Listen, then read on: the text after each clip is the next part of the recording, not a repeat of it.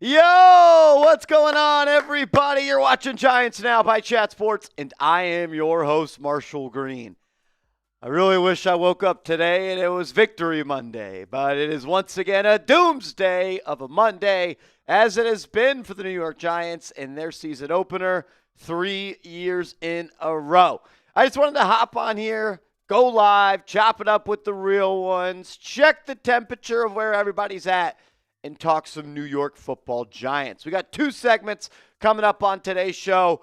I have identified 2 major changes the New York Giants need to make if they want to beat the Dallas Cowboys and not be the laughingstock of the NFL. And then we're going to close today's show with a mailbag, answering all of your questions, thoughts, and desires. So appreciate everybody for being here. Already 150 people in the comments. We appreciate you. Get down in the comments. Type real one. If you're still here after that beatdown the New York Giants took yesterday, you still bleed Giants blue, you still love this football team, and you're going to continue to rock and roll with New York Giants Now by Chat Sports every single day, give me a real one down below. We'll dive into all of the fun stuff coming up in a little bit. Brian Daboll named Russell Wilson the starting quarterback. Lot to talk about. My guy Mamadou Kanté in the building. What up? Big Smooth, what's happening, my man? Sam Jackson III, what's good? Tank Budweiser, if you're going to drink Budweiser, you got to be a tank. Hell of a name, love that, my man. What up, Big Mike? We got Drew in the building. Jinx, Austin Williams. Sean says Kafka has to go. No more inside runs and screens. I found myself tweeting about the regime today. And I was like, am I really tweeting about the regime? And we've played 1 game?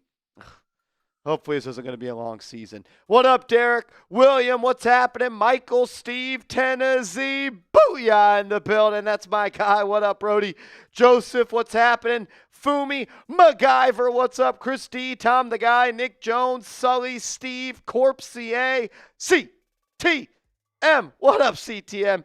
Reggie Jackson, what up? Mr. October, Patchu, what up, Wither? All the real ones, the Big Moo, Scott Phillips. Shout out to all y'all, 180 people in the building. If you could, please smack that thumbs up icon for me. It mean a lot to the boys and girls behind the scenes. First super chat of the day. What up, Baldasac? Favorite name on YouTube.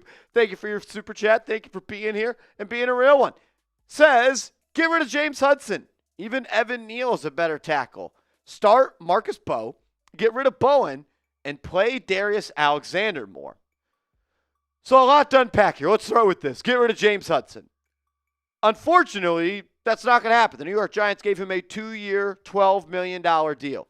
They invested a pretty decent amount of coin for a swing tackle right there. Not ideal. He had to start the first game of the season. Who knows if he'll have to start game 2? Who knows if Andrew Thomas will ever play football again? I've convinced myself he's never going to play again so that when he does, it feels like I'm getting something in my life. Because right now it feels like all he's taking his joy away from me. And I don't have much joy in my life either way outside of the Knicks. And who would have thought the Knicks bring me the most joy in my life after being a fan of them and never seeing them and be successful? Point number 2, Evan Neal is better at tackle. No, he's not. Evan Neal is literally one of the worst tackles to ever play football at the NFL level. Point number 3, get rid of Shane Bowen. I agree. If the Giants, last year we did sign the petition to get Daniel Jones out of town, we may start a petition to fire Shane Bowen here very, very quickly. And play Darius Alexander more. How about just activate Darius Alexander? So that's not a Giants issue, though. That's a Darius Alexander issue. You were pick number 65 overall, and you were a healthy scratch in week 1 as a 25-year-old rookie. That's not supposed to happen. You were mocked as a prospect that was ready to make an impact because you're 25 and you didn't even make the top 48 on game day. That's not good. If you want the ultimate homer spin on it, Michael Strahan was a healthy scratch his first game as well. What does that mean?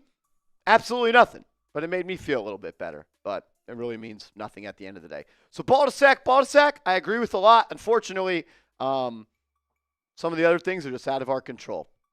That's what I've learned to do in life. Control what you can control. And that's where we're at. That's where we're at. My guy PSN, LLC. That's my guy right there. What's up, buddy? $5 super chat. Good to see you. Happy Monday, my friend. My favorite two QBs, DeVito and Daniel Jones. Oh, I knew we were going to talk some DeVito, and I knew we were going to talk some Daniel Jones.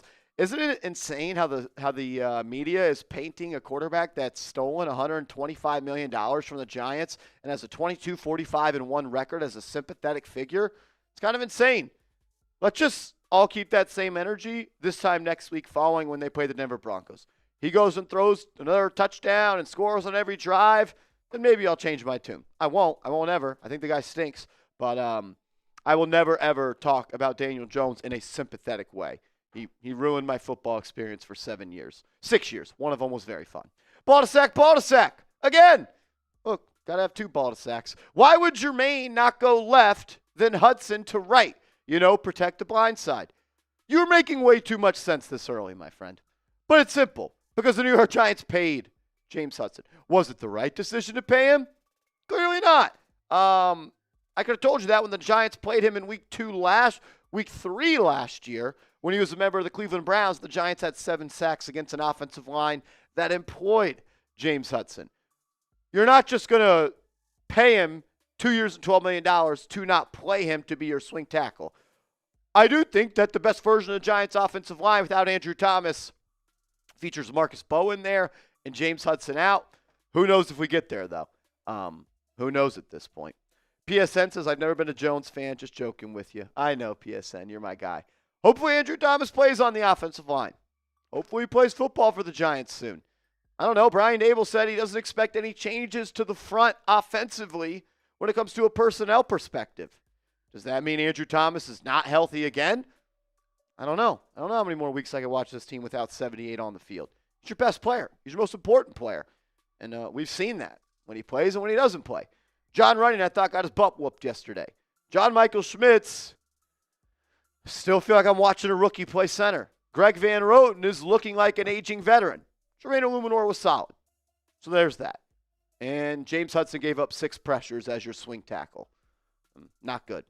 Jermaine's going to stay at right tackle unless things completely go by the wayside, and then they'll move him to left tackle, potentially. That's if Andrew Thomas is out for an extended period. My guy Orexa in the building. What up, my man? Good to see you.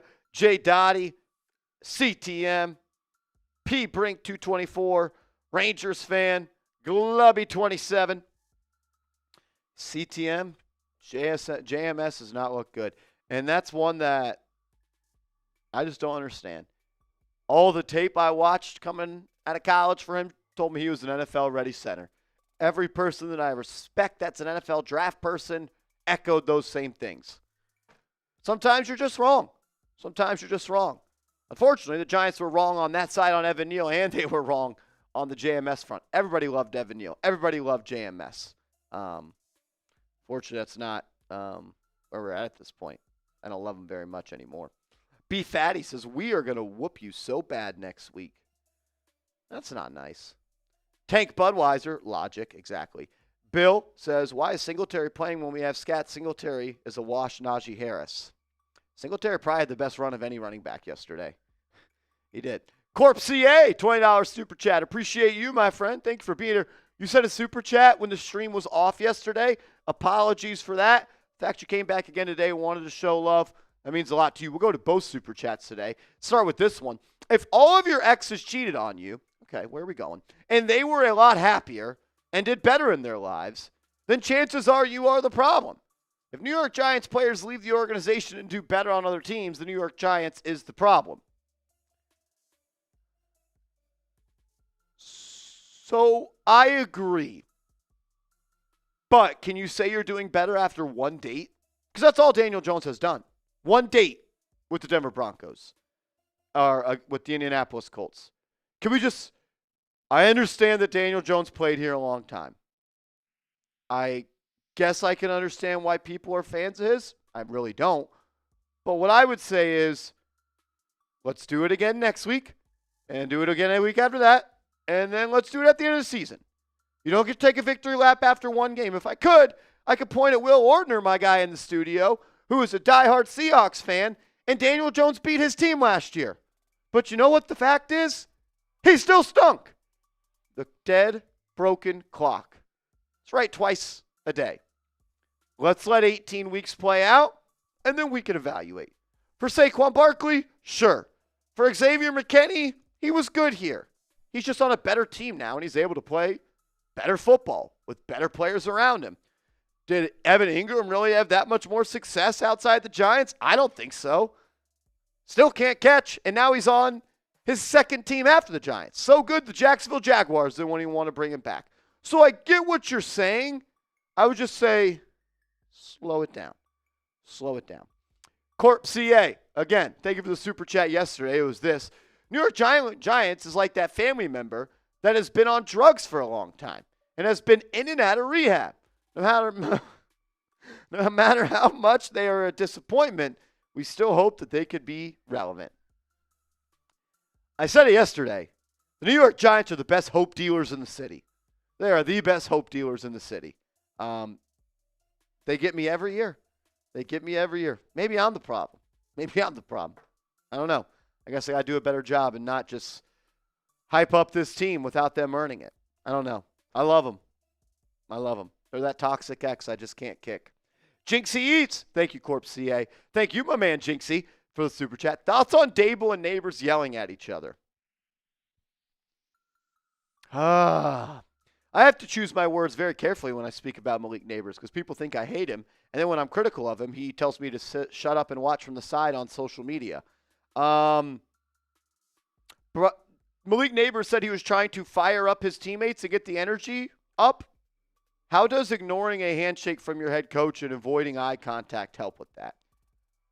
I think his attitude sometimes stinks. He's a hell of a football player. So, talent always gives you a little bit more leeway, a little bit more slack.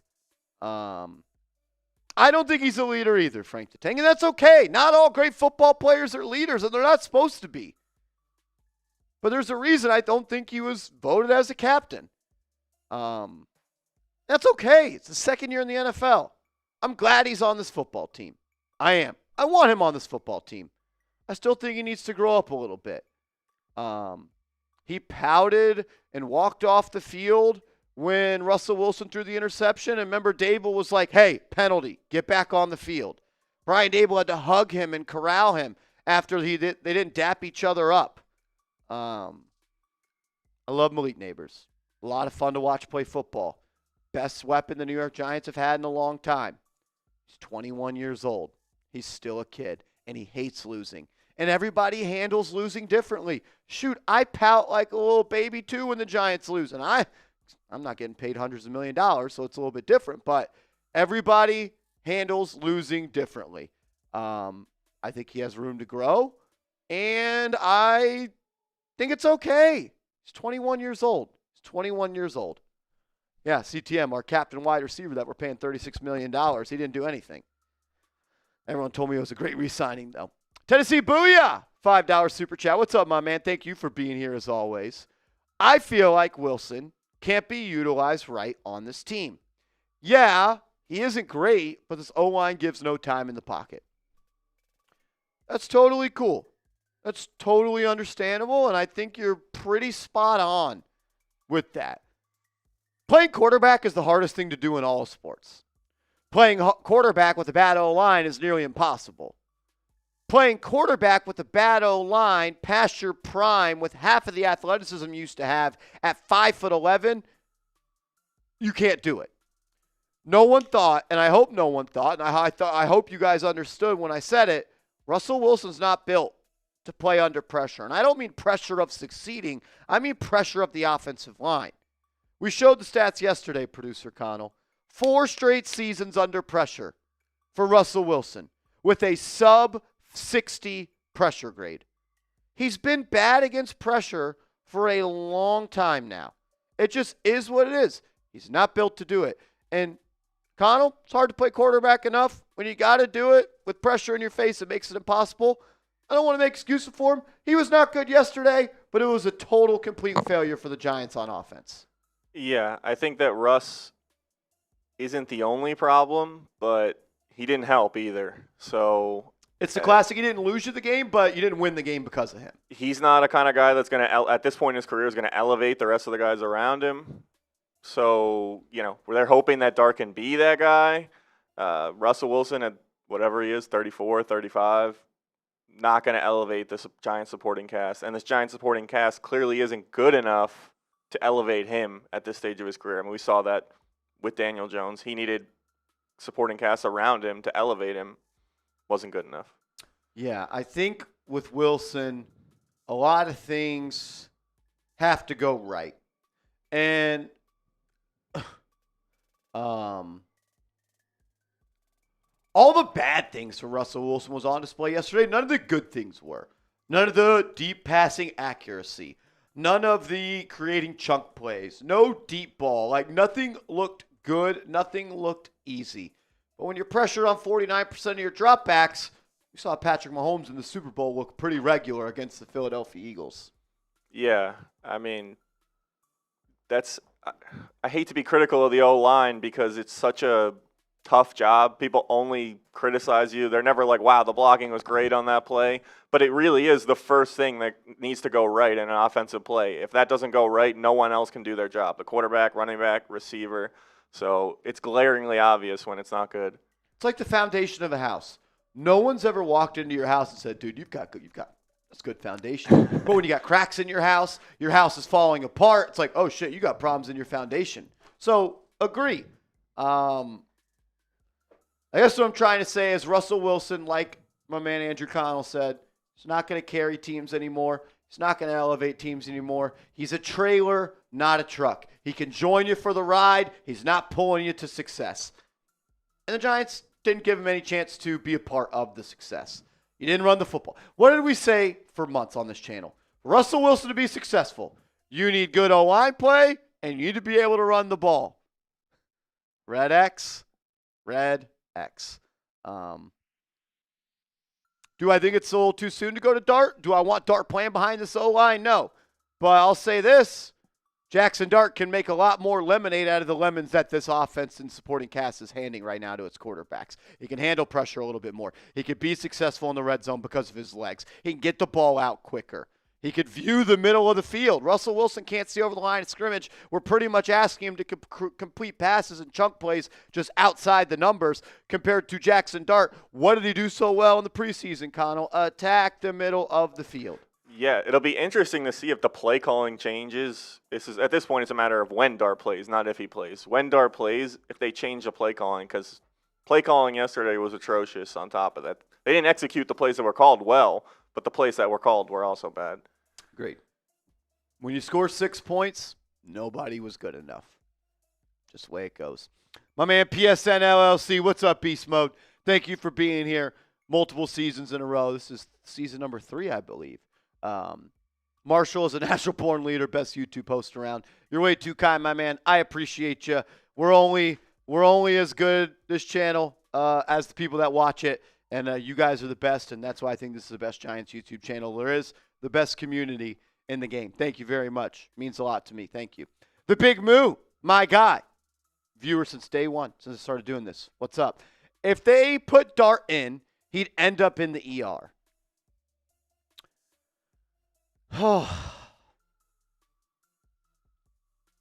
If you can't play a rookie quarterback because of the offensive line in year 4 of the regime, what does that say? Right? Tennessee Titans are playing Cam Ward. Every other team plays rookie quarterbacks. Rookie quarterbacks rarely go into advantageous situations, right? They're usually going to bad football teams. Not many of them have a superstar wide receiver in Malik Neighbors. Not many of them, hopefully, knock on wood, have a left tackle in Andrew Thomas. That's all pro level. I think that's enough. Maybe you wait till Andrew Thomas comes back. I'll say this, and Connell, you could disagree with me if you want. Brian Daboll has to win football games this year. He also needs Jaxson Dart to be good. The Giants have a better chance right now to win games with their current infrastructure with Jaxson Dart. because he can handle pressure. He can use his legs. He can utilize all spots of the football field. I don't think the Giants have much more time to waste, and I can't believe I'm saying that as we're 0-1 and we're entering a must-win game in week 2 again for the third year in a row. Yeah, that's the thing with a rookie quarterback is you can sit them, but they don't have the luxury. They're not good enough, and it's kind of like what we just talked about. They need a guy who's going to elevate this team. That's not the whole idea of Russ playing and Dart waiting and taking over was that they were going to be competitive and they were going to be a good team, and like it was win now, win now. That didn't look like a win now team to me yesterday, and unless that changes on Sunday when they play against Dallas, what's the point of having a lose now team with a 35-year-old quarterback on a 1-year contract? With coaches on the hot seat. Yeah. General manager on the hot seat. I get it. I don't want Jaxson Dart getting blasted back there either. But it's a National Football League. And you got to win games sooner rather than later. And I'd rather see the return on investment with Dart. Like, is he the guy? Like, even if they're not winning games, you could tell if a quarterback is good. Because what happens if he plays and he's bad and you're picking at the top of the draft again? You'd probably like to have the data of if he's a good quarterback or not. I get it. I understand. I think he's got to be put in there. Look, Giants and Rusco beat Dallas week 2. We pushed this conversation back 4 weeks. You go to the locker room in Dallas at half and it's 14-3. It better be 6 under center to start the third quarter. That's kind of where I'm at this point. I'd argue he's almost as much of a danger to himself as he is behind the offensive line with what we saw in the preseason and him running. So exactly. Sometimes you just got to put a kid out there. He'll be all right. Mike G, $10 super chat. What's up, my man? Thank you for being here. This channel is awesome. Giants stink. Hope they turn it around soon. Getting tough to watch. You are the man, Marshall Green. All love, bro. Mike G, you are the man, brother. I love you, Mike G. Corey Hurd, that's my guy. What's up, Beast Mode? $20 super chat. Thank you, Mr. Corey Hurd, longtime viewer. I have a ticket for next week's game, lower level, and I just listed it for sale. I love this team, but enough is enough. I don't blame you one bit, my man. I don't blame you one bit.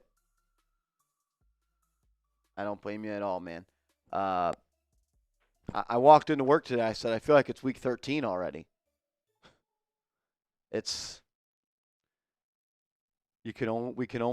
We're human too. You can only take so much. Sean Diaz, what's up, Beast Mode? Thank you for the love. Marshall, don't you think JMS and this O-line should have been taken care of in the offseason, just like the Jets did? Just seems like us as fans know this. You mean the offensive line that was bad last year, they shouldn't have returned all 5 starters? Who would have thought that? I mean, the Giants have drafted 2 offensive linemen in the last 3 drafts. JMS and Marcus Bowe. And that's it. I was watching Bobby Skinner talk about the game yesterday. Shout out to Bobby. Always crushing it. Go support his stuff over at the Giants Nation show. And Connell, he said, the Giants are reactive when it comes to their offensive line building instead of proactive. And it was the best way I've heard anyone describe how Joe Shane builds an offensive line. It's never just drafting an offensive line to bulk up the offensive line. Oh, no, we got to do this to do this, and we got to do this to do this. It's always just patchwork. It's never just, we're going to go get a damn good offensive line. Just, we're going to patch this hole up, and then we're going to go patch this hole up, and we're going to patch that hole up. Think the Eagles think like that? No, because they know you got to win football games in the trenches.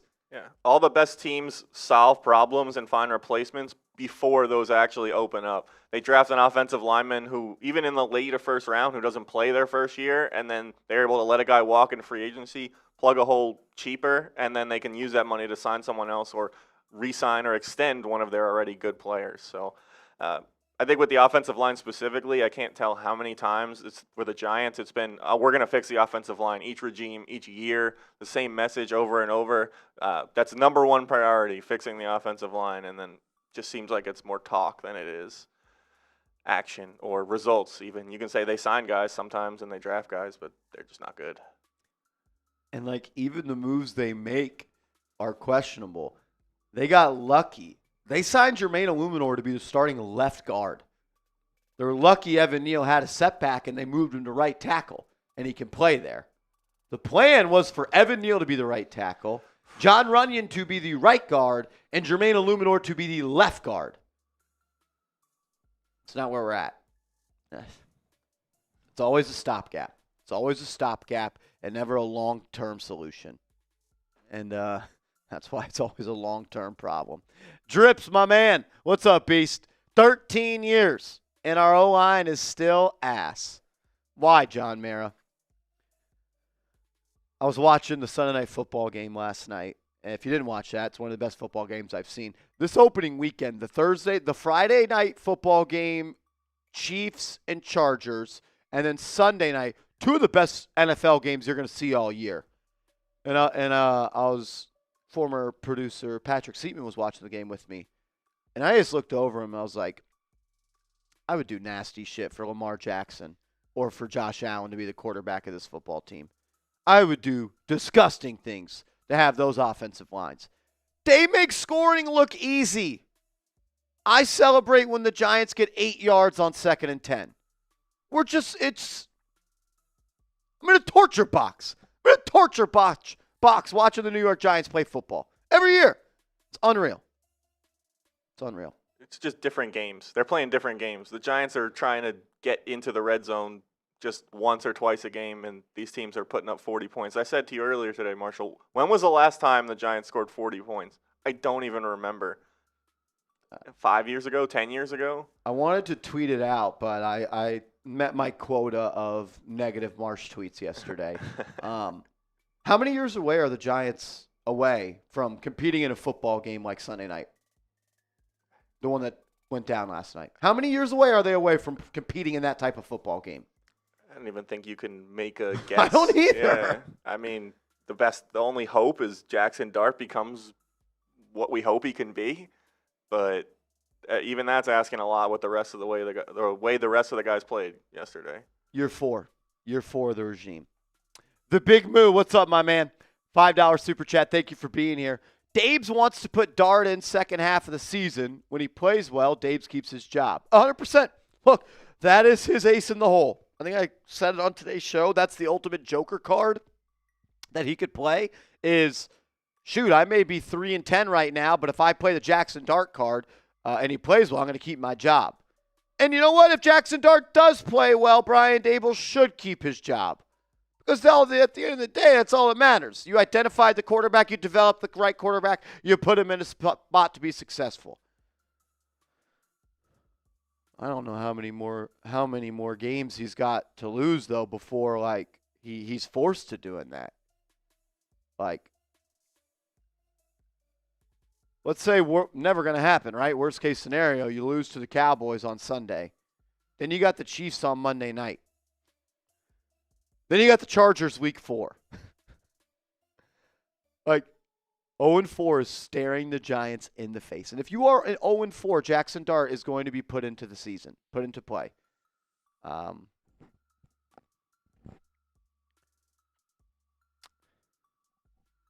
don't know. Brian Daboll named a starting quarterback for week 2. He said, we plan on it being Russell Wilson, which was weird. So I'll open up the comments to you. Who do you want to see be the starting quarterback for the New York Giants? Who is it? Is it the Rook? Is it the man with the West Coast flow, Jaxson Dart? Or is it Russie? Is it Russell Wilson? Type 3 for Wilson, type 6 for Dart. I want to hear from all of y'all in the comment section. Kickstaff says Dart. Ken Paterna, what up, Ken? He's rolling with Wilson. Richie is rolling with Dart. Got a lot of six God, Nick Jones. Some 3s. Some 6s. For all the people typing 3, I would ask this question. And I don't say this in a condescending way. I'm genuinely asking this. Why? Why do you want Russell Wilson to be the starter?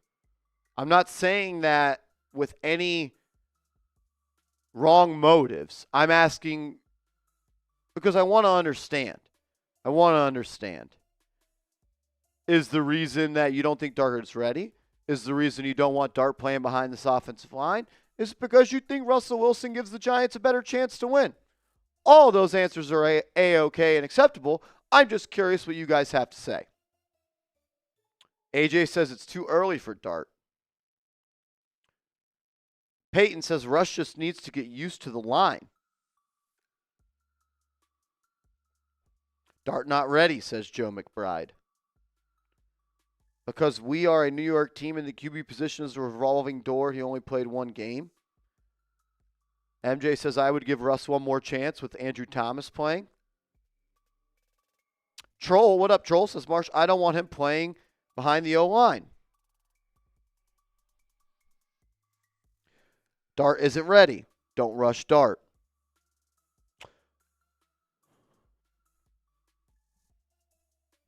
What's up, Rob Simpy? He says, I don't want him behind the O-line.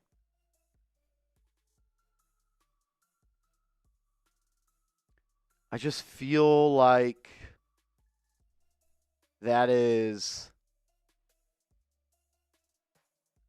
such a bigger problem. Like, if you can't play your rookie quarterback behind an O-line that the GM you hired's number one job was to fix, and we're heading into year 4, how are you supposed to continue to roll with Joe Shane as the general manager of this team? His number one job when he took over, Andrew Connell, fix the O-line. And now we can't even play the rookie quarterback in year 4 behind the O-line he fixed? Like, I think it's been clear for a while now, probably since Tom Coughlin left, that there's been some organizational issues for the Giants between the constant cycling of coaches, the lack of hitting on first-round picks, going all the way back to like Eli Apple, Eric Flowers, those guys.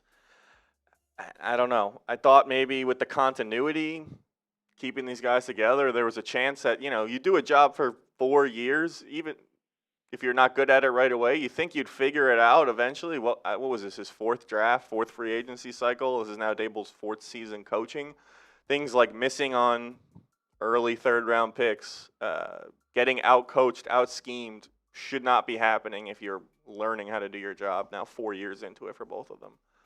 So...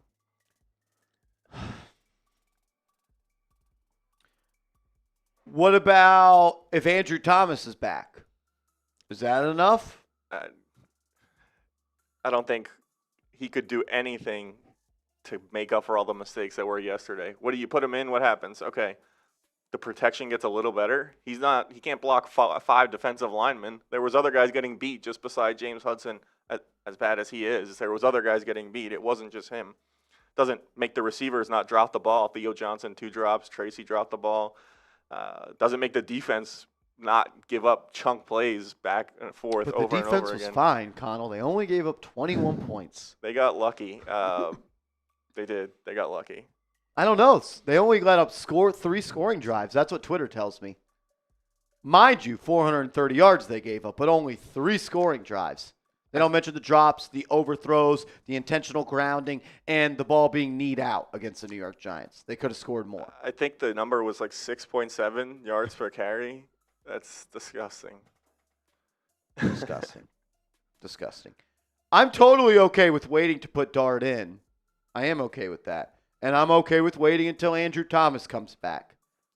But it just feels like we're delaying the inevitable at this point. I thought about it from this way this morning. Like, all right, let's say they play Dart, and let's say he just doesn't do well or he's bad. I don't necessarily think that's the case, but let's say that happens. How much worse do we feel than we already feel? That's like the one sliver of hope we're holding on to, is that maybe Dart's the guy or a guy or whatever. If he comes in and plays bad, there's nothing. There's just nothing left. It gives you your answer, though. Yeah, I think sooner rather than later, because like you said, if they're picking high again next year and now they know he's definitely not the guy, then you can go make your move. But I want to have enough of a sample size to make the right call. You don't want him 7 games and he looks okay, but not great, and then you're like, well, we're going to pick a quarterback. We just picked a quarterback, and then you miss out on a guy who does become a guy. 100% agree. 415 people in the building. Major shout out to all of y'all showing up. It's easy to quit on the Giants. People do it every single year. I see it. It's my 5th year doing this. Shout out to y'all. If you're here, hit that thumbs up icon for me if you could. Hit that thumbs up icon button for me if you could. It'd mean a lot to me, especially to producer Andrew Connell. He's upset. Only 114 likes on today's show with 430 people in the building. We're about to get into our first segment. Before that, though, I want to open up the comment section to all of our mailbag invitees. I think we had a super chat come in. Connell's going to get that up on screen in a second. K. Brown, we had a couple come in. We'll roll through those. We'll do a mailbag call, and then we'll dive into our first segment and call it a teaser. 2 major things that need to change. None of them have to do with the quarterback. 2 major things have to change if the New York Giants want to avoid picking in the top 5 this year. What up, Kevin? Connell hit it right on the head since Coughlin left. Yep. Jay, you the GOAT, bro. You the GOAT, bro. Chris Blades says, dude, that was a garbage performance. Yeah, not good. Nick Jones. Who? Nick Jones. Who? Nick Jones. If not going to let Dart play, at least put Winston in. William says, easy to quit the Giants. What's the definition of insanity? Fire those coaches. Drip says, can we fix our red zone offense? That'd be awesome. Deep state I can't even, adversary. I think it's how you say that word. I gave you a like. I appreciate that. Mr. Matix says we inherited Buffalo rejects. I mean, hey, Brian Daboll is the reason that Josh Allen's good at football. That's what people told me. Brian Daboll is the reason Josh Allen's good. I can't believe I even believed that for 0.1 seconds. Daniel says Daboll is in fear and coaches like he is.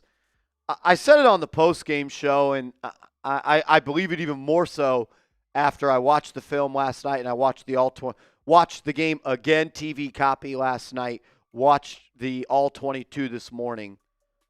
The Giants are just easy to game plan for offensively. Their stuff is simple. It's very basic. It's very surface level. It really doesn't matter what the supporting cast is. It's just an easy offense to game plan for. But when Josh Allen's running the offense and he can make the second play, he can make the third play, he can, even if you have a 7-yard sack on 1st and 10 and 2nd and 17, he can rip a 25-yard crosser over the middle. Like, it's just an easy offense to game plan for. That's what I'm settling on. And I tweeted it out, and I don't know what the answer is. I don't know if there is an answer. There might be an answer. I said it. What advantages does Brian Daboll give you as a head coach? I'm sure there are answers. I just don't really know.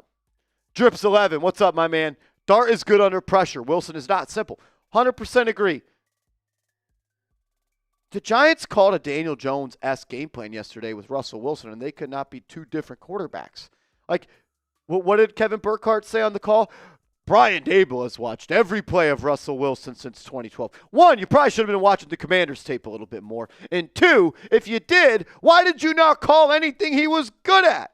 I don't know. I'm frustrated. The lines are blurred now between is it a Kafka problem? Is it a Daboll problem? Maybe it's a both of them problem. I don't know. It's Daboll's playbook. He just handed the playbook to Kafka and said, "You find the good ones in here." Maybe there are no good ones in there. We haven't seen them in 3 years, if there are. That's where I think we're at. Drips, I agree. Jaxson Dart is significantly better with facing pressure. Giants are going to allow a lot of pressure, so trying to win games here. Sean Diaz, what about Winston? I'm probably good on Jameis Winston. And that's not to be disrespectful to Jameis Winston. He could have done just what Russell Wilson did yesterday, I think he probably could have done better than Russell Wilson. It's just Dart. It's Dart. Put the kid in. Put the kid in. John Nitty, what up, my man? 3 until Andrew Thomas comes back. That's fine. If you want to wait until Andrew Thomas comes back to play Jaxson Dart, I 100% understand that. And I may even be in that camp. But I'll say this much. I do agree Russell Wilson should start week 2. I know I tweeted during the game that put Dart in. I'm mad. I'm hostile. I get it. Still think he should have gone in the game. But I 100% understand starting Russell Wilson week 2. You can't have this game plan all summer long and abort mission after one game.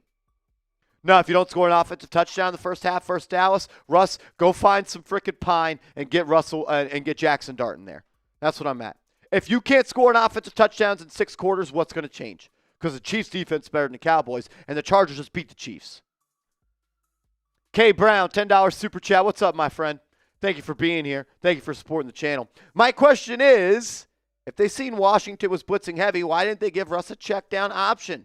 They was killing teams in the preseason with the screen pass. They tried a couple of screen passes. They tried a screen to Malik Neighbors at the red zone, lost it 2 yards. They tried a screen on the first third down of the game to Wan'Dale Robinson. They lost yards. They did one screen to the left to a running back. I think it was Tyrone Tracy, floated it over. He caught it. I think Johnson maybe got one. Johnson might have got one. Probably dropped it. I don't know. Yeah, probably dropped it. And he just dropped another pass too, and another one. I would say the Giants' offense was pretty dink and dunk yesterday. Yeah.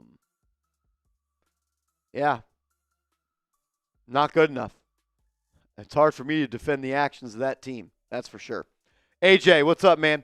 How does the Giants' new minority owner, Julia Koch, affect the upper management? Hopefully she can pay for people that John Mayer will listen to. Outside of being a checkbook, I'm not sure, AJ. I don't know. It'd be cool if they got a new stadium. That'd be cool. But I don't know how much input she's going to have on personnel decisions. Sean Diaz, we got rid of Greg Dulcich. That was a sign. As much as I love ripping the Giants, they didn't lose yesterday because they didn't have Greg Dulcich. But yes, probably wasn't smart to cut him. I think Daniel Bellinger should be your starting tight end. I know Theo Johnson was a 4th-round pick entering year 2. If you can't catch football, you can't play. Daniel Bellinger, I trust him. He blocks better, and that's kind of where I'm at. I want to see Daniel Bellinger be a starting tight end for this team. We're going to get into a mailbag coming up in about 30-ish, 40-ish minutes. We're always going to prioritize super chats because you guys are showing love and you're supporting the channel to get your questions answered. So we'll do an official mailbag with Giants applicable questions only. So if you super chat, we'll prioritize those questions being in the mailbag. But if you want to have a chance for producer AC to get your question on screen, comment #Giants and include your question. Like my guy, Garcia Tattoo Studio says, it's simple. Put the Giants team that was preseason plus Leak and Scadaboo. Have fun with that team rather than starting the tryhards. Yeah. Ox gets a question in. Shout out to you. Let's hit these last couple of supers. Then we'll roll into the first segment on today's show.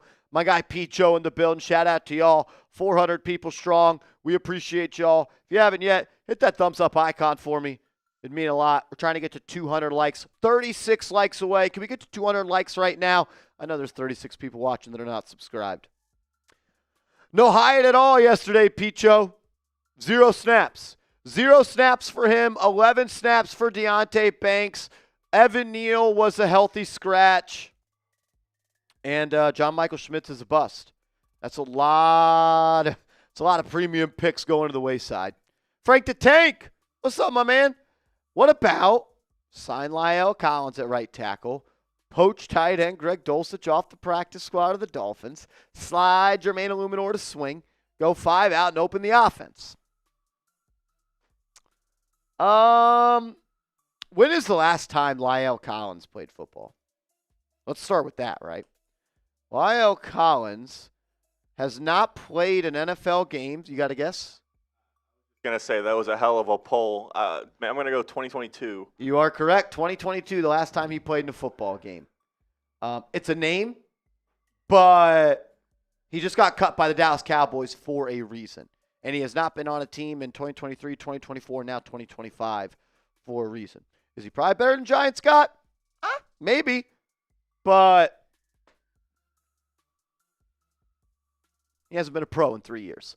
When it comes to Greg Dulcich, just play Daniel Bellinger and Thomas Fidone. Slide Illuminor to swing. I think Illuminor wants to stay at right tackle. He's a free agent at the end of the year. He's trying to chase that sack. And go 5 out and open the offense. Yeah, I do kind of agree with that. I'd put Dart in, spread it out. Let's play quick game. I trust him there, but I don't. Maybe we're a couple weeks away from that. What's up, Gilly? Are there any trade possibilities for new O-linemen? I don't think so yet. Maybe when we get closer to the trade deadline, but you rarely see teams trade away good offensive linemen just because how rare those guys are.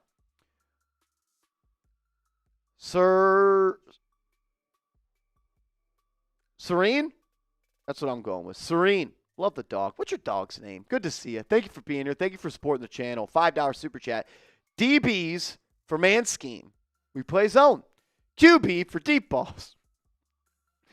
Oh, you're right. QB for deep balls. We throw short. A bunch. A panic buys. Everyone is clueless in the building. I put out a tweet today of all of the Giants free agents that they signed that played yesterday, combining $81.5 million in guaranteed money. None of them had a PFF grade that started with a 6, meaning they all started with a 5 or worse, to scale 1 to 10. Not good. Not good at all. Not good at all. Sean Diaz, excuse me. I wanted to say Sayin Diaz. What's up, Sean? Jeremy Shockey at his age is better than tight end option. Love me some Jeremy Shockey. Love me some Shockey. Thanks for being here, bro, and keeping it light. I need the laugh. Braden, what's up, Beast? F it. Put 44 under center, or at least left tackle. Scattaboo might be the only one on the team that isn't allergic to blocking. That man, he thrives off head-to-head contact. And I love it. I love it. I think he should play a little bit more. The rushing yards don't paint the picture that he had a good game, but Giants running backs in total had 15 carries for 30 yards. I don't think it's an exaggeration to say that play was probably the best or most exciting play from yesterday, where he shoved 2 guys off. The 5-yard gain? Yeah. I mean, I don't think it has much competition either. Oh, man. Unreal. Good thing you signed a power back to try to throw to your backup swing tackle on the goal line on the first trip there on the 1-yard line that you've been game plan for all off season. Nicole O'Brien, $5 super chat.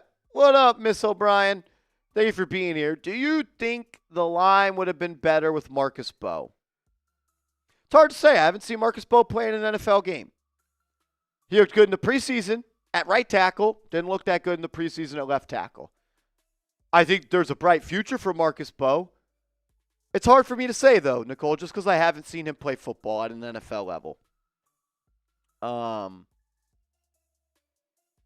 think we're getting closer to maybe seeing him out there at right guard and moving your right guard to center. So I don't know how many more games John Michael Schmitz can play at the level he's played at and maintain his starting job. I don't know how much longer that's possible and should even be a thing. I don't know. Drip's getting a question in. What up? Gino and Joseph. Shout out to y'all. Marty Party in the building. Tommy Cavanaugh. What up, Tommy? Big fella Bill. James. Nick Jones. Bronx Boy talking about my dead dog. What an asshole. Hung Lee. Alan Manrick. Ox. Shout out to all y'all in the building. We're going to get into a mailbag in about 15 minutes, 20 minutes, 30 minutes, whenever it comes. No rush to get off live. As long as you guys want to vent and sulk, I'm down because I need it. I need it. Hashtag Giants or Super Chat to get on to today's show. Oh, Picho. Unreal. My childhood dog. I had a dog growing up, and its name was Shockey. I love Jeremy Shockey. Nope, Heart's good. Heart's good. She's good. Loves chewing stuff up. That she does. Alrighty. It's segment one time. Let's dive into it.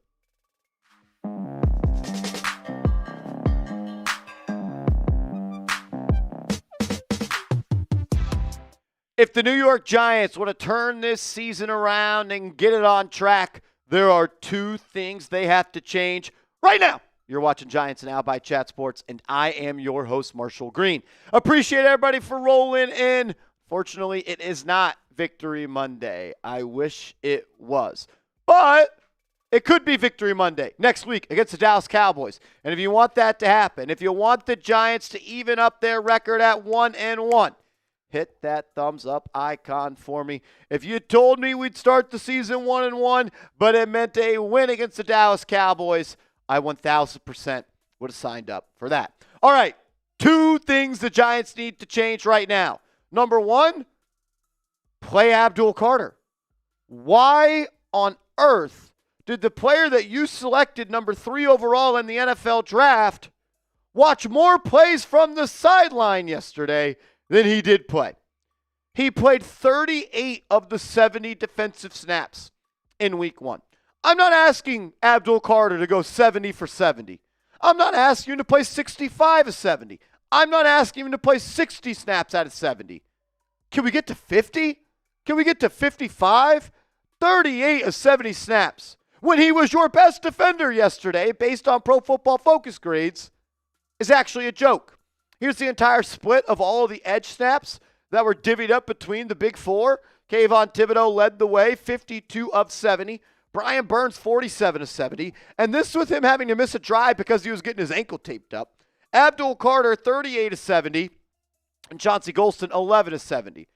Abdul did play 5 plays on special teams. If you want to say that, he played 43 snaps to make yourself feel better, sure. The fact that he was not on the field, though, for 22 snaps yesterday doesn't really make all that much sense to me. 32. I can't do math. 32 snaps he didn't play. An absolute joke. You look at the grades, the Pro Football Focus stats. Kayvon Thibodeau graded out at a 67.9, 71.9 on run defense. Like Kayvon was actually pretty solid yesterday. Tough to say anybody played all that great, considering the New York Giants gave up 430 total yards. Pass rush grade, not great, but he had 3 pressures and half a sack. Brian Burns led the way in the sack department with 2 sacks. He had a PFF grade of 71 on defense, 76.3 against the run. The lowest pass rush grade is 66.6, And there's Abdul Carter, 81.5 defensive PFF grade, 65.5 against the run. The best pass rush win grade amongst the trio with 3 pressures and half a sack. And in limited action, Chauncey Golston didn't do much. Not great early returns on the money the New York Giants gave him. I know it's not rocket science, but can we just get Abdul Carter on the field more? He's your best defensive player outside of Dexter Lawrence right now. And he only played 38 of the 70 snaps. In fact, he didn't log his first NFL snap until play 6 of the football game. How on earth is that possible? How do you draft a generational pass rusher? A guy that whooped the butt of every single Giants offensive lineman in training camp. Whooped the butt of Deion Dawkins in the preseason against the Buffalo Bills. Dominated the New York Jets in joint practices, who their offensive line looked pretty damn good in week 1. How does this man not get on the field until play 6? How does that happen? Art Stapleton saying this. Brian Daboll stressed that the edge rotation with Brian Burns, Kayvon Thibodeau, and Abdul Carter and the snap distribution is a conscious effort to make sure the players are fresh this early in the season. I asked him if they were cautious in putting too much on Abdul's plate in his NFL debut, and Daboll said no, that wasn't it. We're trying to keep people fresh in week 1. Do we think a long playoff run is coming for this football team? You should be in better shape right now than you will be the rest of the season. That's what OTAs are for. That's what rookie minicamp is for. That is what minicamp is for. That's what the preseason is for, is to get into game shape, not work your way in to game shape. I promise you Abdul Carter can shoulder more than 38 snaps on defense. Come on, man. You don't have time to waste, Brian Daboll. You don't have time to ease this guy into the fold. 3rd overall pick, 2nd best player on the defense, already the highest graded player on this defense. Take the reins off of the young bull and let him go to work. Dan Duggan saying, Brian Burns, yesterday during the game, Brian Burns just came in to sub for Abdul Carter. Looked like Carter didn't want to leave the field. So Burns shoved him in the back towards the sideline. Must have been real tired, didn't want to leave the game. Then Dan Duggan spoke to Brian Burns about it. After the game, said, ask Brian Burns about it post-game. His response, quote, that wasn't nothing. That was just I had to come in and get him. I love Abdul, but he's a dog. He doesn't want to come out of the game. It's just like little brother, big brother. It wasn't nothing serious. He just didn't want to come out of the game because he's an effing baller. I'm not going to lie. Y'all ain't seen him yet. Kid's got dog. Of course he didn't want to come out of the game. He was fresh. He only played 38 snaps. He probably didn't have to ice up after the game. Ice up, son. Shout out to Steve Smith. Probably didn't even have to do that because he only played 38 defensive snaps yesterday. Outside of Abdul Carter not playing all that much, it seemed like every big play, the Giants didn't have their best football players on the field. You'd look and be like, why is Elijah Garcia and DJ Davidson in instead of Dexter Lawrence? I'm looking at the edge group, and it's like, why is Kayvon Thibodeau and Chauncey Golston in on 3rd and 7, and Brian Burns and Abdul Carter are chopping it up at the water cooler? The Giants were not ready to play mentally, physically, and their coaches, they failed them yesterday. Oh, yeah. And one more thing on Abdul Carter. Enough of spying him. You're taking your best pass rusher away from doing what he does best. He played 38 snaps, and 6 of them he did this. Just watching Jayden Daniels. Just watching him. Taking himself out of the play. I spoke about this with my dad last weekend, prior to the game. He said, Giants should try to spy Abdul Carter a little bit against Jayden Daniels. I said, absolutely not. We are going to run into the same situation that the Dallas Cowboys did with Micah Parsons, where they tried to move him all over the football field his rookie year. But they woke up one day and they said, maybe if we just play this guy off the edge for 100% of the snaps, he can rack up 15 sacks. And that's where he could be best used and be best at and affect winning the most. And we're already there with Abdul Carter.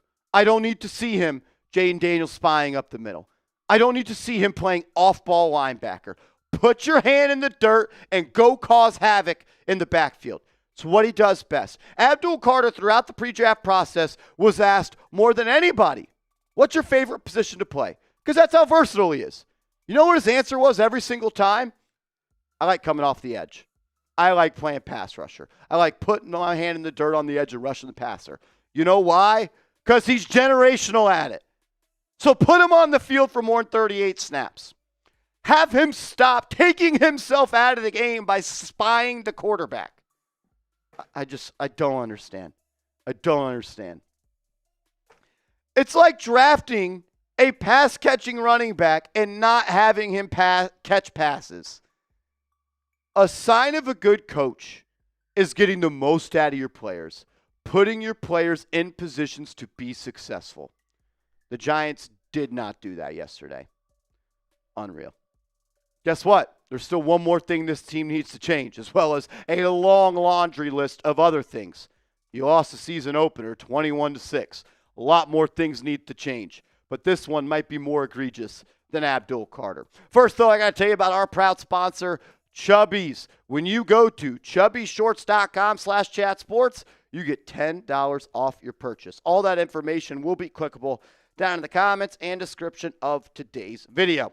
The leaves are turning, ladies and gentlemen, and the temps are dropping, and the weekend air is getting that nice autumn crisp. Just because the weather is changing over doesn't mean you have to pack away the fun. Chubbies is here to make sure your fall wardrobe hits harder than a PSL on a slow Sunday morning with soft, stretchy, fall-ready staples built for maximum comfort and minimal effort. Mark your calendars. The Chubbies Fall Collection drops September 9th, and it's packed with cozy gear that brings the metaphorical and real heat. And later this month, they're launching their new Comfort Collection, featuring the Everywhere Jogger. It's the perfect pant for impromptu naps, weekend errands, and everything in between. Whether you're layering up for tailgates, lounging through lazy Sundays, or just leaning fully into fall comfort, Chubbies has you covered. For a limited time, Chubbies is giving our listeners $10 off their order with the code CHATSPORTS at chubbyshorts.com. That's code CHATSPORTS at chubbyshorts.com. Support the show and show your thighs some respect with Chubbies. Alrighty. I'm trying not to crash out, and I am failing to do so because I know who I am. I'm going to crash out. I have now watched every Giants red zone play 3 times. Thinking of the Giants red zone offense, script, and execution legitimately makes my stomach hurt. Like, I am nauseous, wanting to vomit, watching what the Giants put on display in the red zone. It's no longer the green zone. The Tom Coughlin era is done. It is the doom zone. Because when they get there, they never, ever score. 11 plays for the New York Football Giants inside the 10-yard line yesterday. 13 in total in the red zone. And they scored 3 points. That is hard to do. And the New York Giants, they did it so well. The play to Marcus Bowe, the first play of the season from the 1-yard line that you've been game planning for since you last played football, makes my blood boil. And it should make every single player on this team question if this is a team that is serious about winning. I tweeted this out, a video of the play. And I just said this. This is disgusting. First play of the season from the 1. And the Giants try to run a gimmick play. That set the tone for the rest of the game. How about just execute and beat the other team? Blow them off the ball. Or heck, like I said live on the watch party, run 4 QB sneaks in a row. Soft and gimmicky is what the Giants' offense was in week 1. When you try to outsmart and out-trick a team, you're submitting from the 1-yard line. You had an opportunity to play smash mouth football. You had an opportunity to set the tone, to blow them off the ball, to say, hey, it's 7-0, but we're going to push you into the end zone and we're going to go even up this score, and we're going to let you know the 2025 Giants are going to play smash mouth football. But no, Brian Daboll and Mike Kafka said, we're smarter than you over there, Dan Quinn. We're going to trick you. We're going to bring in a backup offensive lineman, put him at that tight end spot, make him eligible, and we're going to run a naked bootleg that way and find him in the end zone, and we're going to get a fat boy touchdown. You didn't. You didn't.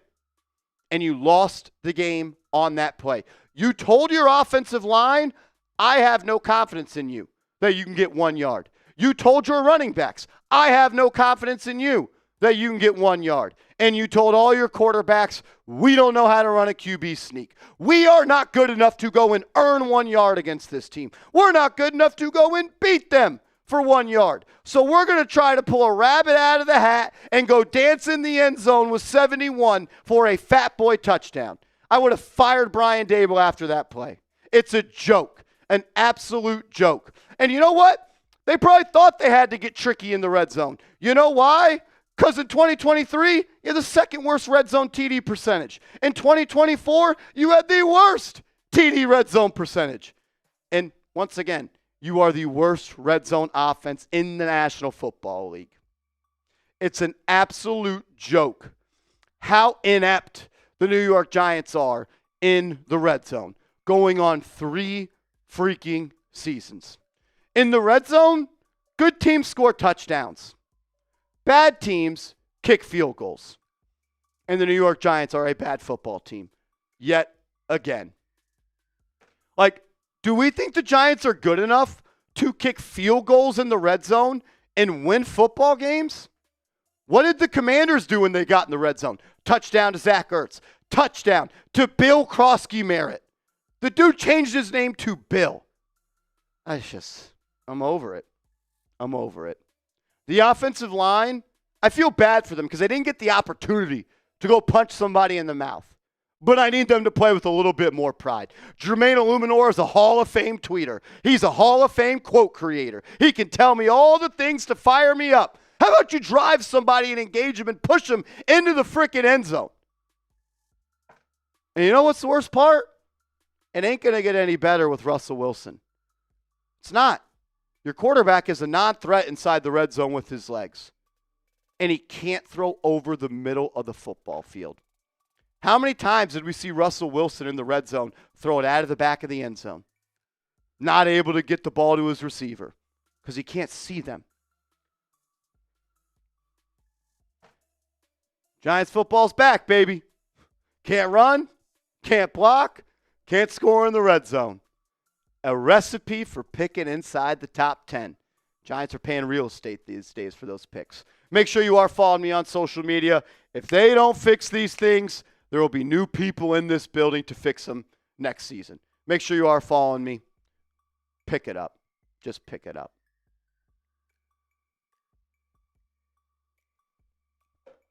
I just don't get it. I mean, when you can draw a play, Connell, to throw it to Marcus Bowe for the first time from the 1-yard line, you just got to do it. You just got to do it. I was trying my best to contain myself every time you said fat boy touchdown. I don't get it, man. I just, like you said, I saw a few people in the chat. It's like you bring Scadaboo in. It's like, all right, here we go. You saw what he did to a few guys in the open field. We're at the 1-yard line. This is where he's going to come in. He's going to literally ram his head through the line of scrimmage, but we faked it to him twice and then took him out on 3rd down. You set the tone for the whole game. You convince your team we need to beat them with a gimmick play. They're not at the gimmick play level yet. Like, when did the Chiefs and the Lions, 2 teams known for those kind of gimmick plays, they started doing those after they were already good. They already had executed and nailed all of their plays so well that they're like, we need something else to practice. We literally do it right every single time. The Giants can't run the ball up the middle. They shouldn't be practicing tackle-eligible plays near the goal line.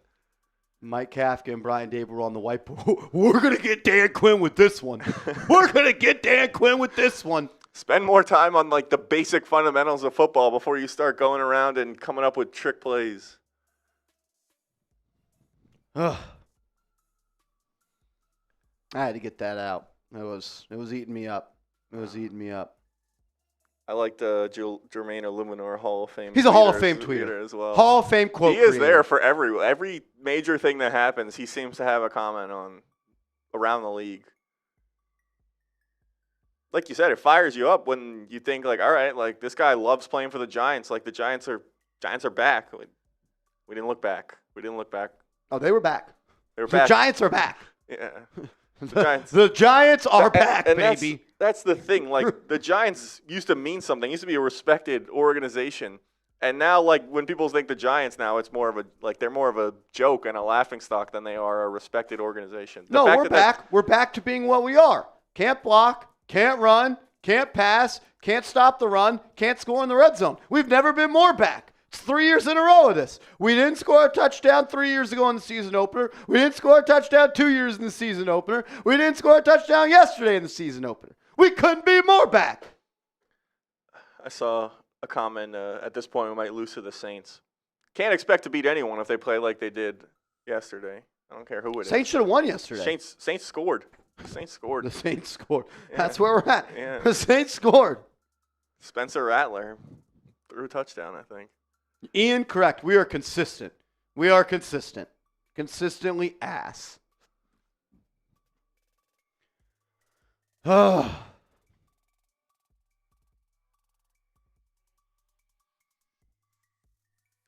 Did you like the Fat Boy touchdown dance? I feel like they always do this one. They always just throw both fingers up and they do the little knee waggle. A little hump. What's your best Fat Boy touchdown if a left tackle catches it? Here, I'll throw it to you. Here you go. Catch. Touchdown. What's your fat? You're on camera. Yep.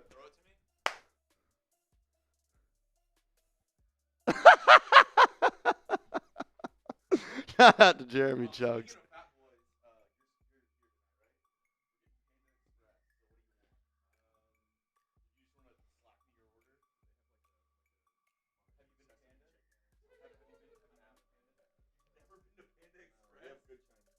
Yeah, yeah, exactly.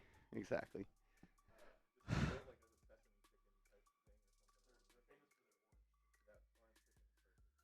Picho says, I do the sumo dance. Bronx Boy says, I love you, Chugs. Noski says, it seems like they can never make a big stop. Gilly says, Chugs, the only dude I see smoke marsh on the boots. Yeah, no, Chugs has that throat goat. Emphasis on the smoke. Oh, Lordy. All right, let's get into a mailbag here. Last call, unless you have any positive takeaways you want the people to hear about. The only one I have is, I would say, Abdul Carter's the real deal. I think we said at one point yesterday Brian Burns looked good, but then Burns he was looked good. injured. So other than that, not really sure. I guess Gano hit his field goals.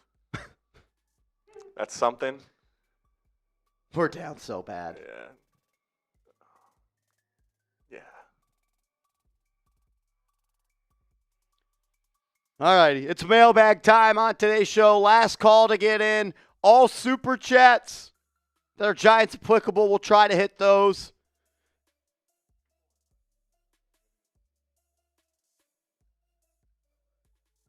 No, I've seen a couple. We should have enough. Yeah, we'll prioritize all the super chats. Shout out to y'all. Yeah.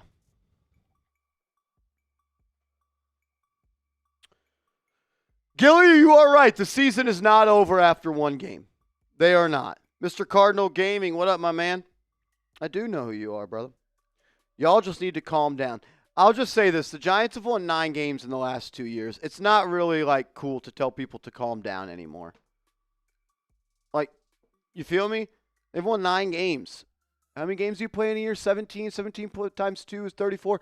The Giants are 9-26 in their last 35 games. 9-26 in their last 35 games. I don't think it's fair to say calm down. That's confirmed not good. That is not good. Ordner, not good? I wouldn't even know. My Seahawks. At least y'all win 9-10 games every year, though. We're really good at just missing Yeah. out. Really good at just being left out.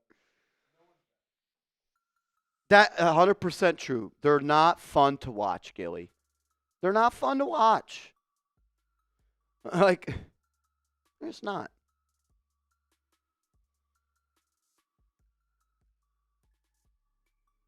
I wish we would just give Jaxson Dart a chance. I'm ready. Adam, we did beat the Colts last year. That was fun. If we can beat Cowboys, we are back, brother. Have some hope. I know it's tough, but come on. Dart is going to be fun. Dart is going to be fun, and I'm ready to watch it play football.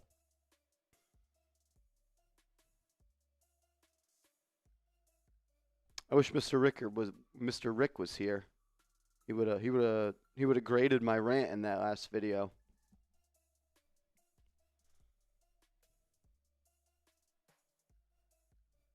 We put 40 up with Drew Lock on the Colts. Wow. Unreal.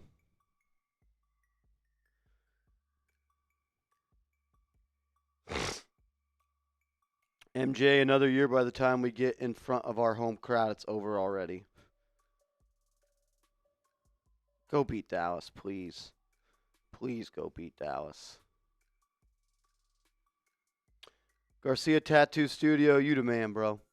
You the man, you know that. Austin Bloss, appreciate you being in here.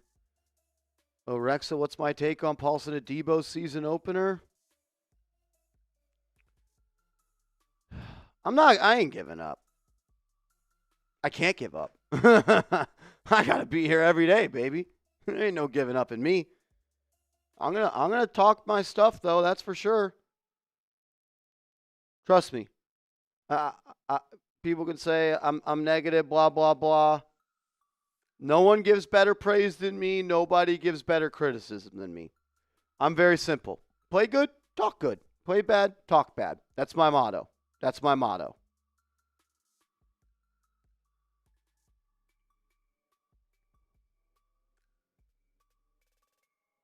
All righty. Ready when you are.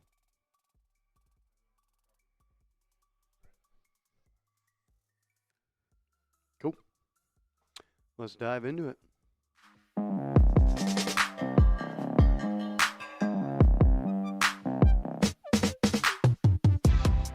This is New York Giants Now by Chat Sports, and I am your host, Marshall Green. Appreciate everybody for stopping by. We got a mailbag coming up on today's show. This mailbag was recorded on Monday afternoon. We go live every single Monday and days following game days, so subscribe and turn those notifications on so you can join us next time we are live and direct on the program. A little bit still beat up about the loss, but it's on to Dallas. Let's go ahead and start with E-Dogs Coastal coming in with Super Chat. $5 Super Chat. Thank you, my man. Should the Giants have cleaned house last year? Great question. Look, I'm on record saying I would have fired Brian Daboll and I would have fired Joe Shane. It's what I would have done. I thought it was a beautiful spot to just hit that reset button. You were owning at one point the number 1 overall pick, ended up with the number 3 overall pick. I thought it was just a good opportunity to be able to click that reset button. What sucks is I'm the idiot, and I got baited into believing the New York Giants had a good offseason. And I still think that they kind of did have a good offseason. I love the addition to Abdul Carter. I love the addition to Jaxson Dart. I thought they crushed the NFL draft. I thought they made smart moves in free agency. And you know what? It may prove out that those are smart moves. It's only been 1 week. I think they should have. Thought they had a good offseason. Let's revisit this at week 6. Great question. K. Brown, $10 Super Chat. Thank you for being here. My question is, if they seen Washington was blitzing heavy, why didn't they give Russ a check down option? They was killing teams in the preseason with screen passes. They tried a couple screens. They tried a screen to Neighbors. They tried a screen to Wan'Dale Robinson on the first third down of the game. They tried a screen to Neighbors in the red zone. They checked it down to Tyrone Tracy on third down, dropped it. Yeah, I mean, Washington had the Giants' number. That's kind of all I have to say about that. Play calling was a joke. I can't defend it. Tennessee Booyah. I feel like Wilson can't be utilized right on this team. Yeah, he isn't great, but the O-line gives him no time in the pocket. Yeah, playing Russell Wilson behind a bad offensive line is never going to reap positive results. Can you go to the PFF under pressure grades, the list 4 logo that we used on yesterday's show? Russell Wilson is a quarterback that needs 2 things to be a successful quarterback. He needs a good run game, and he needs protection in the pocket. He didn't have any of those. Under pressure grades by Pro Football Focus for the last 4 seasons. It's on a scale of 0 to 100. Russell Wilson's pressure grade with the Steelers last year, 53.1. In 2023, 54. In 2022, 51. In 2021, 52. Russell Wilson is not a quarterback that can create and extend plays against pressure anymore. The days of let Russ cook is cooked. He needs to have time to throw, and he needs a good running game. And you need to dial up chunk plays on 1st and 10 and give him a clean pocket. He's a limited quarterback. He can still make winning plays, but he needs help around him. And right now, the Giants just did not have that in week 1. Just didn't. What's your biggest takeaway from the week 1 loss? I want to hear from y'all in the comments section. It could be positive. It could be negative. It could be anything. I don't really care. What is your biggest takeaway from the week 1 loss?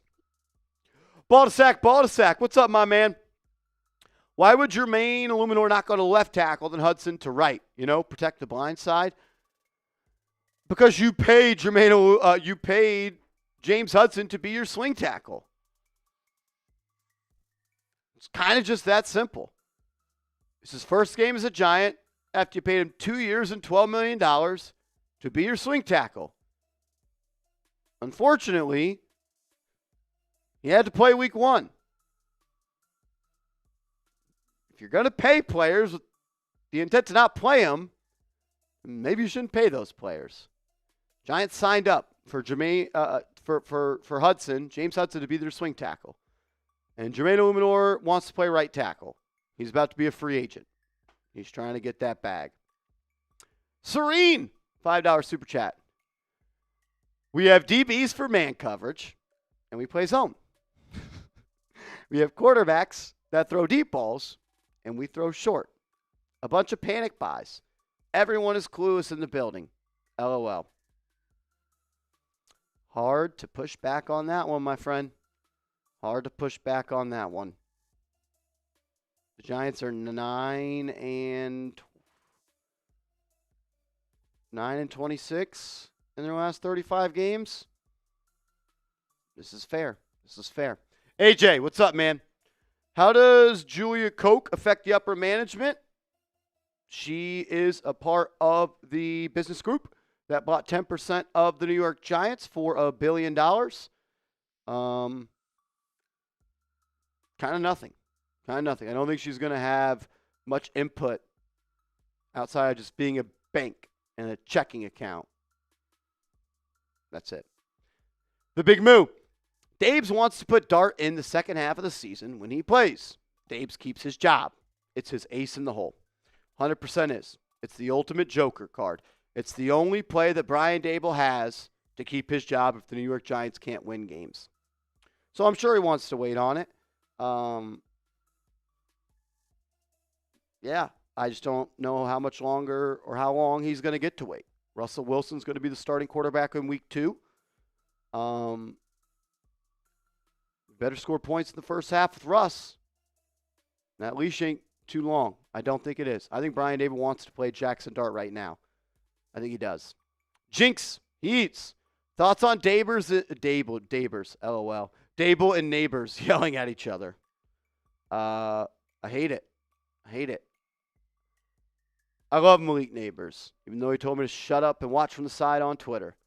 He's a lot of fun to watch. Really the only fun player on this offense to watch at the moment, especially dating back to last year. He's a 21-year-old kid. And I think it's fair to say his way of handling things that don't go his way, i.e. getting the football and losing, aren't great. And you know what? Good. I don't want people that love losing. I want players that hate losing more than they love winning. But you do need to be professional. If your head coach is talking to you, eye contact. Your head coach wants to slap 5, slap him 5. You want to bicker back and forth about play calling? Sure.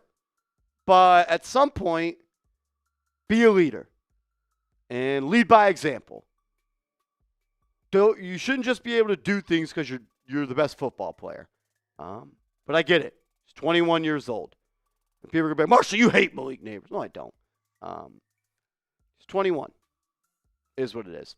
We'll get to more questions coming up in a second. First, though, with football back, we're bringing back Prize Picks as a sponsor. The #1 fantasy sports app where you can win big, up to 2,000 times your money. It's easy and exciting daily fantasy sports. And they're rolling with an awesome deal. You download the app today and you use code CLNS to get $50 in lineups after you play your first $5 lineup. That's code CLNS to get $50 in lineups after you play your first $5 lineup. It's fun, it's easy, and it is exciting. And I've already got my week 2 lineup ready to roll. I'm taking the more on Cooper Kupp receiving yards. I'm also taking more than 3.5 punts for Corliss Waitman, the Steelers punter. He's going to be getting that leg loose. And I also got Jackson Smith and Jigba getting in the box. Give me the more on half a rushing and receiving touchdown. You can roll with my picks or you can fade my picks. Just play Prize Picks. Download the app today and use code CLNS to get $50 in lineups after you play your first $5 lineup. That's code CLNS to get $50 in lineups after you play your first $5 lineups. Prize Picks. It's good to be right. Shout out to Prize Picks for sponsoring today's show. Troll, what up, man? Thank you for being here. MVP of a stream, MVP of the channel. Shout out to you for showing love to ex-producer Smitty on the Buffalo Bills breakdown. How long before Daboll is fired? I think the only way Daboll is fired mid-year is if he plays Jaxson Dart and Jaxson Dart is no good. And I think that would have to come after maybe 5, 6, 7, 8 games of Jaxson Dart. Exactly, 6, 7. That's the only way I see him getting fired mid-year. Because even if you're 2-6 and you haven't put Dart in, they're going to give him the opportunity to play Dart. He hand selected him for the organization. So that's kind of where I'm at on that. I think if it's going to happen mid-season, it's because of Jaxson Dart being no good. And if Jaxson Dart is good, he'll be the head coach next year. That's kind of where I'm at. Corey Hurd. What's up, Beast? That's my guy. What's up, brother? How do we fix this team? How long do you have? How long do you have? Trenches. Offensive line. I have learned the Giants will never be a competitive team until they are good on the offensive line. And they're pretty far away from being good right now. So finding a way to be good on the offensive line, whether that's the NFL draft, whether that's NFL free agency, until the Giants prioritize building a sustainable offensive line, not patchwork, not, we're going to bring back Greg Van Roten for 1 year. We're going to bring in a below-average player and John Runyon and pay him good money. We're going to bring in this guy to do this. No, long-term solutions. Until they solve the O-line problem, this team will stay broken. Rexa. What was your take on Paulson Deebo season opener? And also, can we all agree Banks is a better cornerback than Flott? No, we cannot agree on that. I don't think Deontay Banks, they're the same tier. And maybe Flott is better. Deontay Banks has had his chances. He's not liked in the building by this organization. Now, does the organization have the right stuff in the brain to figure it out? I don't know. What do I think of Paulson Adebo's season opener? I didn't see his hand touch a football one time. And that's why he was brought here. To break passes up. To intercept the football. To force fumbles.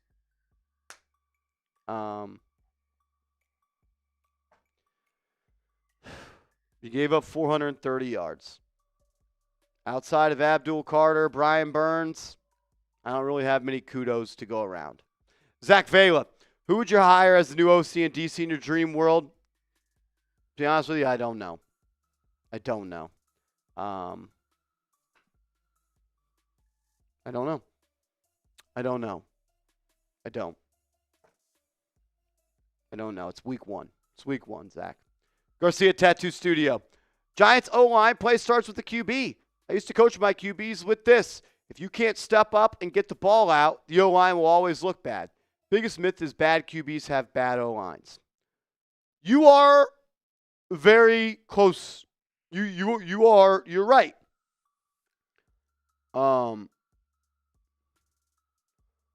Russ ran into some pressures yesterday.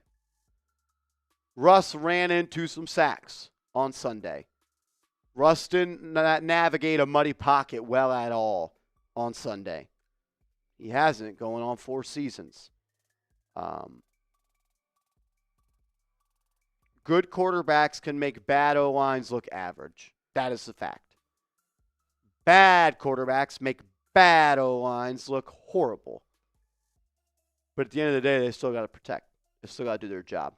And nobody did their job good enough. You scored 6 points. Maelo Cortez. Hope I'm saying that correct. What's up, Beast? Thank you for the super chat. Will Dart make a difference with a trash O-line? I believe so. I believe so. Because he can use his legs. He gets the ball out quicker. He's more decisive. He's better in the quick game. Russell Wilson is a downfield chunk play creating quarterback. Jaxson Dart is to get it and go. Get it and go. That's just what he is. That's when you go and play at Ole Miss. That's how they coach you. That's how Lane Kiffin operates. Get the ball out quick. Have a plan before you get to the line of scrimmage. Be ready to rock and roll. Have a plan for pressure. In the preseason,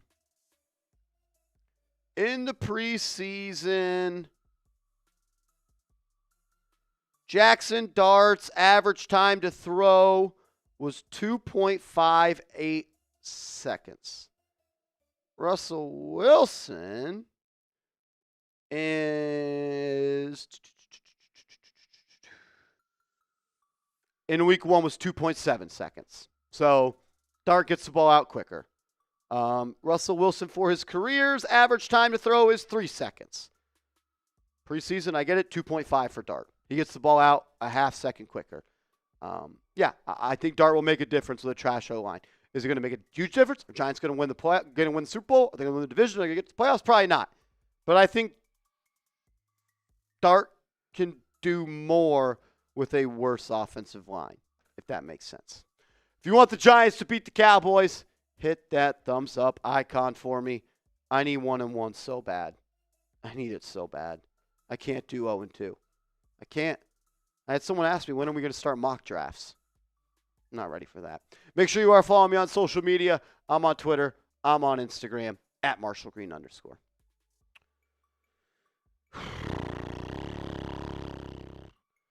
Mr. Cardinal Gaming says, yo, Marsh, if they do start Jaxson Dart next week, what do you think the outcome will be? They've already named Russell Wilson the starter for week 2. They've already named him the starter. And rightfully so. Rightfully so. What up, Thunder? Any final thoughts from you, Mr. Andrew Connell, before we bounce on out of here? All right, let's run through the Super Chats. Shout out to everybody in the building. Still 350 strong. Appreciate y'all. Over 3,200 people tuned in today. That's love. That's love. John Nitty, my man. When is Bowen's time up? That scheme is butt cheeks. Yeah, not great. Not great. I'm not just a Shane Bowen fan. I'm not. I believe you should be the physical. I think the defense should be the tone setter, and the Giants are on defense a reactive bunch. They react to the defense, to the offense, instead of setting the tone. Shut up, Bronx boy. E-Dog, what up? Should the Giants have cleaned house last year? Kind of gave my thoughts on that one. Connell, if you got thoughts on that one, go ahead. But I'm kind of talked out about last year in this regime. Yeah, I kind of said it before. I mean, I was on board with the continuity and the idea that they should figure out their job going into their 4th year on doing that same job. So not much more to say on that. Bronx boy, I've been seeing the chat. I thought it was just a Smitty thing, but I guess it's just the producer in general. There was a comment that said, "Don't touch that" from yesterday. So I wasn't going to put that in the mailbag, but I did see that. Thank you for not. Yeah. He tries to ruin our show all the time. You know, it's noted that you're not going to forget. So I thought it was just you had a personal thing against Smitty, but I guess it's just the show in general. So. It's his way of hitting on you. All right. It's his way of hitting on us. He's like that guy that bullies everybody just to say I love you. Okay. I just there as he drops a heart in the chat. Of course he does. Yeah. Chislo, why draft Scat if you're not going to use him at the goal line? Bro, why are you asking such good questions? Why are you asking such good questions? Yeah, relax. Bro, if you could throw it to Marcus Bowe, you just got to. You just got to. When Marcus Bowe's guarded in the end zone, you just got to call that play. Right? Right? Unbelievable. Sebastian, Hey, I love the dedication you give, bro. I'm so scared if starting Dart and just ruining this kid. Scared money don't make money. Scared money don't make money. Cortez, what up? Don't matter who is QB, O-line is still trash. Yeah. Yeah. I don't have much more to say on that. I don't have much more to say on that. All right. Is that all of them? Yeah, that was the last one for Mailbag we touched on in the mailbag. So Shout out to him. Shout out to all of y'all. We appreciate y'all for being here. We're going to sign off on today's show. Appreciate everybody for showing love to the channel. Give me some ACs in the chat. Andrew Connell getting everything done on the ones and twos. Send us home. Send us home. Give us a final sign off. All right. Shout out to the real ones. This is why the fan base is good. We're still here even after yesterday. A lot of people would not want to even say the words New York Giants after watching that yesterday. But if the Giants don't have us, we know that the real ones here at Giants Now have us. So, we'll get through it together. Hopefully this week is better. Don't have much optimism for that. How about a Victory Monday live next week? That'd be chills. That would be electric. Unfortunately, the Cowboys actually looked pretty good against the Eagles, who are a good team, and we looked not great against the Commanders, who are not as good of a team. So optimism is low for that, but hey, I'm ready to be surprised. I would love it. Let's do it. All righty. We'll see you guys later. Let's go Big Blue.